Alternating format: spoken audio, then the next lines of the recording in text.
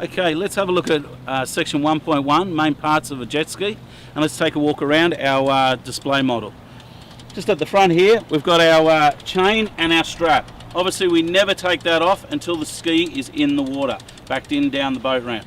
Okay, the amount of skis we've seen end up on the boat ramps because people have taken them off beforehand. Okay, as we move down this side of the ski, our starboard side, obviously we've got our registration stickers. They are on both sides of the ski, not just on the starboard side, on both sides of the ski. As we move down towards the stern of the jet ski, we come down here, round behind down the back here, we have the bungs. Okay, now you need to make sure these are put in before you start off every time. Obviously take them out afterwards to drain any water out, but make sure they're definitely put in before you put it in the water. We have got our jet unit here, but we'll talk about that later. As we come back around over to this side, we certainly have our registration numbers on this side as well. Obviously, this being the port side, we would have our registration sticker here, but obviously this being a new ski, we haven't received that from Queensland Transport yet, but we will be putting that on, either probably there or there, but somewhere close to the registration numbers. Okay, let's have a look at some parts of the jet ski. Okay, we'll just come around this side, and just at the front here, we've got our front hatch that we can lift up. Obviously, there's plenty of storage in there. This is where we would put our safety equipment, any stuff that we wanted to carry for the day, water, that sort of stuff, would go into the front compartment here. There's quite a bit of room in there, so there's quite a bit that can be fitted in there. As we move down towards here, we've obviously got mirrors on our jet ski. Look, mirrors are not a great thing. They're good to have a quick look, but mainly we would use shoulder checks when we're on the ski. Always using your shoulder checks to check if anything's behind you. We come down here, we've got our engine. Obviously this is like a car engine. It's just a small car engine. It needs servicing.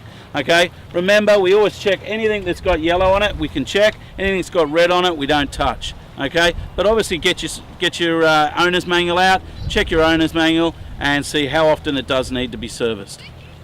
Alright, so we're going to hop on the ski. So as we come up, obviously make sure you've always got a jacket on before you hop on the ski, especially if you're in the water. If the police or the transport department see you without a jacket on in the water, they will fine you. Okay, so once we're on, obviously every ski is very similar. They will have a lanyard, a kill switch. Okay, this is it here. Obviously ours just plugs up underneath here. So whilst it's running, obviously if we pull the lanyard out, it will kill the engine. Okay, we need to make sure of this, so if we fall off the ski as we are out on the water, we don't have the ski driving off into the distance.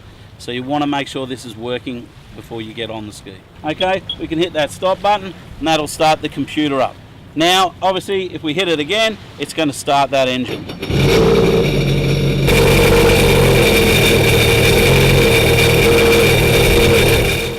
Okay, so the next thing we're going to talk about is our throttle. It's this one here. Some of them have a finger throttle like this one, some are a thumb throttle, but they're all a little bit different, but it's just about getting used to the one you've got.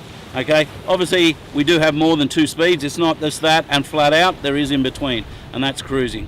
Okay, let's have a look at the gauges here. Okay, every ski is different. Every ski has different gauges. This one, we have revs, we have speed, we have fuel, oil, all that sort of stuff. So every ski is different. You need to go to your manual, your manufacturer's manual, to find out and read all about it. On the steering here, we've got different modes that we can put the ski in.